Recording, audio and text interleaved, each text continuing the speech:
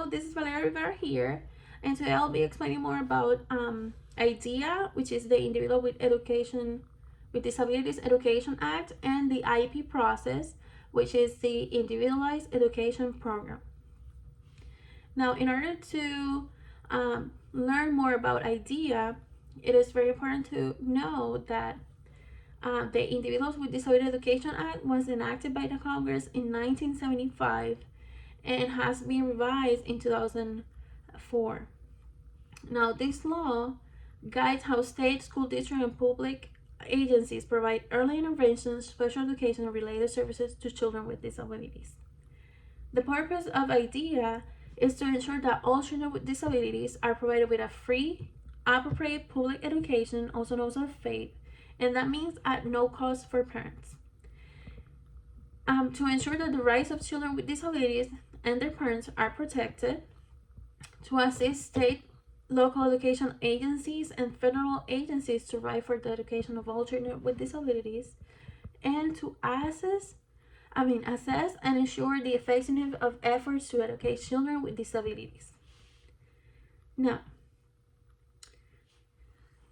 part of the 12 key components of IDEA, we have what we call the parent involvement. Now, the parent involvement, it is very important, right, in this whole process, because parents are also members of the IEP team, and IDEA requires them to participate in each step of the process, and the process could be for referral, for evaluation, or for eligibility process, and it can also be for an IEP meeting or to amend the IEP meeting, things like that. Now, the laws also encourages the local education agencies to provide notifications, meeting schedules, indications of any procedures or processes that we do as special education services that we provide, and any information to parents. Now, if parent for any reason cannot attend to a meeting, then the LEA, or the local education agency, has to make sure that that the parent can attend, and that could be by using different methods like via phone, via Zoom, or having a virtual meeting, or they can simply reschedule for a different date and time, which work best for the parent. And then we're going to talk about another component under IDEA, and that is the referral process.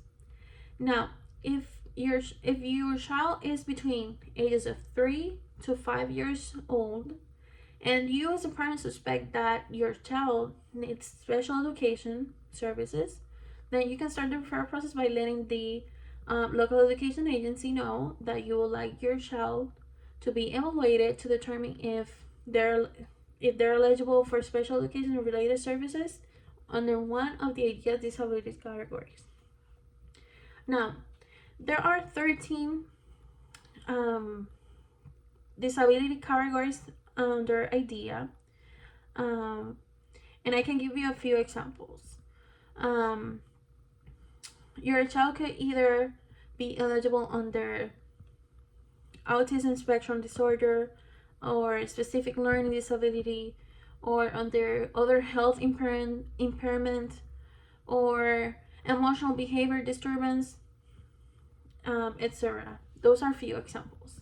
Now, the school will review the information you give them about your child and will respond in one of the three ways. They can either decline to do an evaluation, recommend that your child be screened to see if they should do a full evaluation, and proceed to a full and individual initial evaluation. Then, as soon as the referral process is done, then we start with the evaluation process. And the evaluation process of your child has three purposes. To see if your child is a child with a disability as defined in IDEA, and I already gave you a few examples of disability categories. to gather information that will help determine your child's educational needs, and to guide decision making regarding appropriate educational programming for your child. Now, during the evaluation, the student must be considered in all areas that might be affected by the possible disability. And once the evaluation is completed, the collected data is reviewed, and if further evaluation is required, parents must give a consent to proceed with the remainder of the evaluation or the observations. And the decision will rely on the shared results and the individualized education program or individualized education plan that the IEP team has to create in order to fulfill the special needs of the child. Now, the important part here is that we as IEP team members, we cannot proceed to complete any other step of the process if the parent hasn't given any consent. We have to wait for a parent consent in order to proceed with the process. And then is the eligibility determination. And as I said, for a child to be eligible and covered by special education and related services, the evaluation result must show that the child's ability to perform in school is being impaired by one of the disabilities categories under IDEA. And then we create the IEP. And then every 3 years, we do what we call eligibility evaluation determination.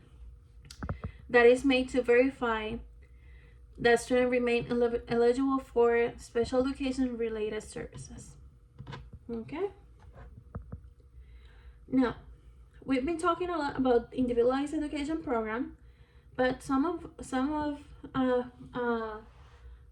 don't know what's an IEP, right? So an IEP is a rating document for students with disabilities that have been evaluated and are eligible for special services. It is a plan for educating children with disabilities who need special education and related services.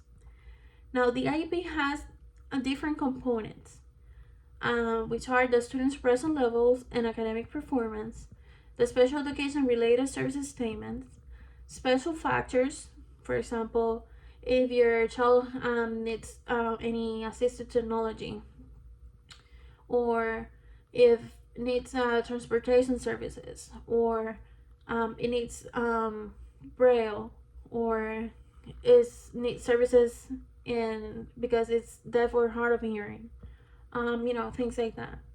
Annual IEP goals and objectives.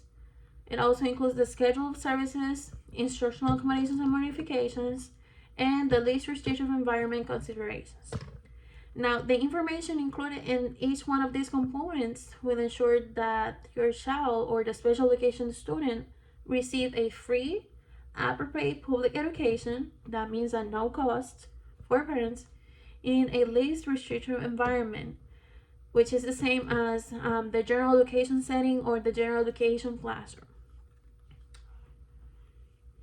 And also, some of the expectations for ongoing communication between teachers, school, and parents, it is always the participation, right?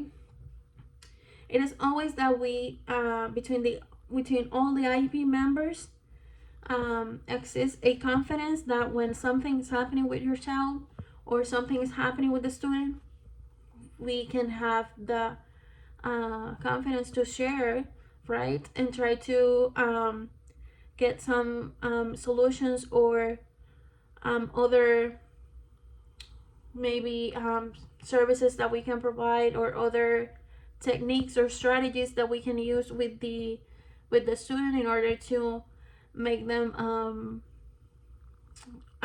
maybe start and finish their works, their assignments, or to behave during class, or receive like the better approach in order to fulfill their needs, right? Their special needs. And also there has to be like communication between parents, staff members, because sometimes we need to provide supervision, or we have to um, manage some observations with the student, things like that. Everything's going to depend on the situation that the student is experiencing. And also, part of the discussion of the ethical responsibilities of a teacher, it is very important that a teacher know and uphold all the procedures, policies, and laws, regardless any personal view, or and also influence and support any positive decisions in order to actively improve the learning and the provision of services to any of students. Now, I really appreciate you having you here, and I hope that you learned something today. And I want to thank you for being here. Have a good one.